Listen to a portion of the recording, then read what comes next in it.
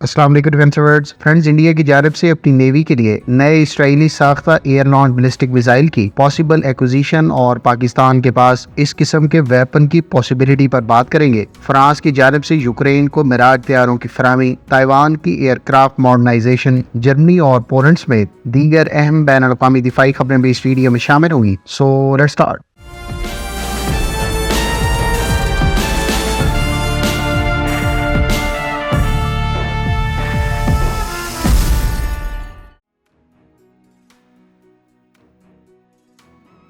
Friends, Israel की जानिब से जर्मनी में होने वाली दिफाई नुमाइश में पहली मरतबा long range artillery LORA ballistic missile के एयर लॉन्च वर्जन को एक्सपोर्ट कस्टमर्स के लिए ऑफर किया गया है। इसराइल के बारे में रिपोर्ट्स हैं कि वो इस बैलिस्टिक मिसाइल का एयर लॉन्च वर्जन अपने F-16 और F-15 तैयारों पर पहले से ही इस्तेमाल कर रहा है। इसराइल का ये बैलिस्टिक मिसाइल बुनियादी तौर पर जमीन से जमीन और समंदर से जमीन पर अहदाफ को निशाना बनाने के लिए डिजाइन किया गया था। ताहम इसके एयर लॉन्च वर्जन को इसराइल एरोस्पेस इंडस्ट्रीज की जानिब से न सिर्फ F-16 बल्कि F-15 तैयारे के साथ इंटीग्रेट किए जाने का दावा है। इसके अलावा कंपनी का कहना है कि इसको P-8 मैरीटाइम पेट्रोल एयरक्राफ्ट के साथ भी इंटीग्रेट किया जा सकता है। फ्रेंड्स, भारत इस मिसाइल के सरफेस लॉन्च वर्जन को पहले ही इस्तेमाल करता है, जबकि भारत इससे पहले अपनी नेवी के जेर इस्तेमाल MiG-29 के तैयारों के लिए इसराइल से rampage air launch supersonic missile हासिल कर चुका है। जबकि इस LORA मिसाइल को भारत यकीनी तौर पर अपनी नेवी के जेर इस्तेमाल P-8 मैरीटाइम पेट्रोल एयरक्राफ्ट के लिए भी हासिल कर रहा है। यहाँ ये बात काबिल जिक्र है कि 15 फरवरी 2023 को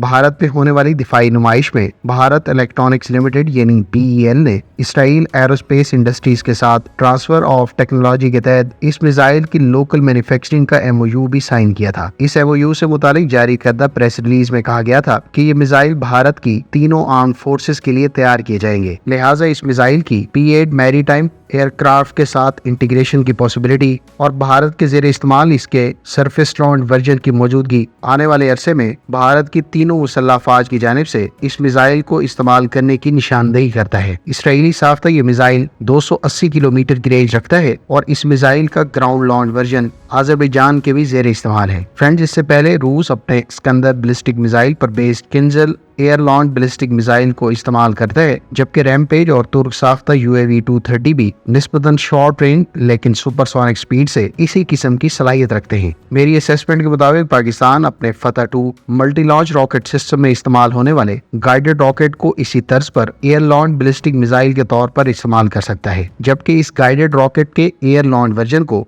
J-10C तैयारों पर इस्तेमाल किया जा सकता है। फतह 2 की रेंज 400 किलोमीटर बताई जाती है और इसके एयर लॉन्च वर्जन की तैयारी और इस्तेमाल की सूरत में इसकी रेंज यकीनन 400 किलोमीटर से जायद हो सकती है। Friends, air launch ballistic missile को बुनियादी तौर पर एक खास बुलंदी से एयरक्राफ्ट से लॉन्च कर दिया जाता है, जबकि इन मिसाइल्स में इस्तेमाल होने वाले सॉलिड प्रोपेलेंट फिजा में इजनेट होकर इसे हाई स्पीड से अहदाफ को निशाना बनाने में मदद देते हैं, जबकि इसमें इस्तेमाल होने वाले GPS या इनर्शियल नेविगेशन सिस्टम्स की बदौलत इस मिसाइल को अहदाफ को एक्यूरेसी से निशाना बनाने में हेल्पफुल साबित होते हैं।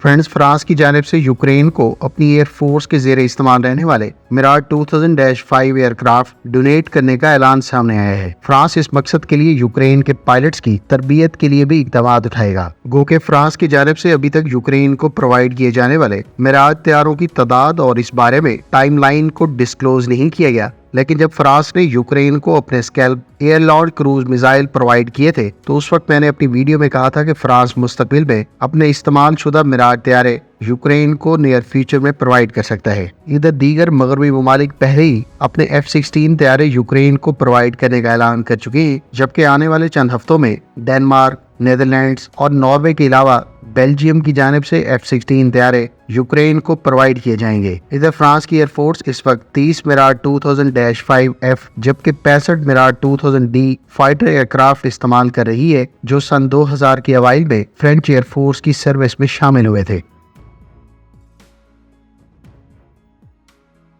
अमरीकी नेवी की जानिब से BAE सिस्टम्स को $95 मिलियन का कॉन्ट्रैक्ट अवार्ड किया गया है। इस कॉन्ट्रैक्ट के तहत BAE सिस्टम्स US नेवी के जेर इस्तेमाल P-8A Poseidon multi mission maritime petrol aircraft के लिए इलेक्ट्रॉनिक वारफेयर पार्ट्स डेवलप और प्रोड्यूस करेगी। इन इलेक्ट्रॉनिक काउंटर मेजर्स पार्ट के बारे में कहा गया है कि ये इन तैयारों को कंटेस्टेड इन्वायरमेंट्स में क्रिटिकल डिफेंसिव कैपेबिलिटी फराहम करेगी, जो तैयारे की सर्वाइबिलिटी को बढ़ा देगी। नियर फ्यूचर में ये पार्ट्स अमेरिका के दीगर इत्तेहादी ममालिक जो इस तैयारे को मैरीटाइम पेट्रोलिंग मकासद के लिए इस्तेमाल करते हैं, उनकी जानिब से भी अक्वायर की जा सकती है। P-8 Poseidon maritime petrol aircraft को हाल ही में अमेरिकी इत्तेहादी, न्यूजीलैंड और जर्मनी की जानिब से भी बड़ी तादाद में अक्वायर किया गया है, जबकि ये तैयारा इंडियन नेवी के भी ज़ेर इस्तेमाल है।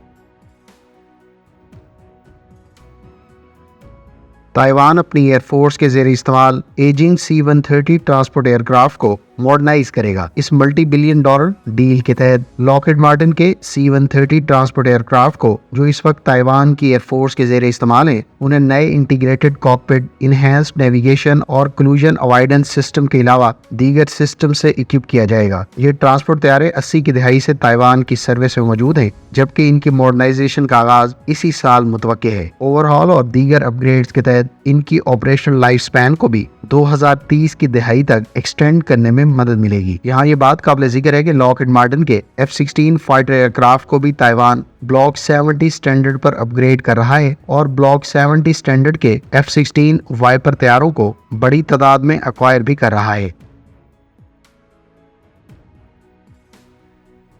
चेक रिपब्लिक की हुकूमत की जानिब से जर्मन साख्ता लेपर्ड टैंक की बड़ी तादाद में एक्विजिशन की मंजूरी बहुत जल्द मुतवक्के है। चेक रिपब्लिक ने जर्मनी से leopard 2A8 main battle tank के 77 टैंक अक्वायर करने का फैसला किया था, जबकि इतलात के मुताबिक चेक रिपब्लिक की जानिब से अब से कुछ अर्सा पहले ऑर्डर की जाने वाली 264 CV-90 इन्फेंट्री फाइटिंग व्हीकल और हालिया लेपर्ड टैंक की डील की मालियत सिमिलर मुतवक्के है। जर्मनी ने इससे पहले चेक रिपब्लिक की जानिब यूक्रेन की सपोर्ट को लेकर 14 leopard 2A4 main battle tank donate किए थे, जबकि लेपर्ड 2A8 इस क्लास का सबसे एडवांस मेन बैटल टैंक है, जो जर्मन आर्म्ड फोर्सेस की जानिब से भी अक्वायर किया जा चुका है। हालिया कुछ अरसे में जर्मन साख्ता leopard 2A8 main battle tank को यूरोप में खासी मकबूलियत मिली है और इटली की जानिब से भी ये टैंक बड़ी तादाद में अक्वायर किया जा रहा है।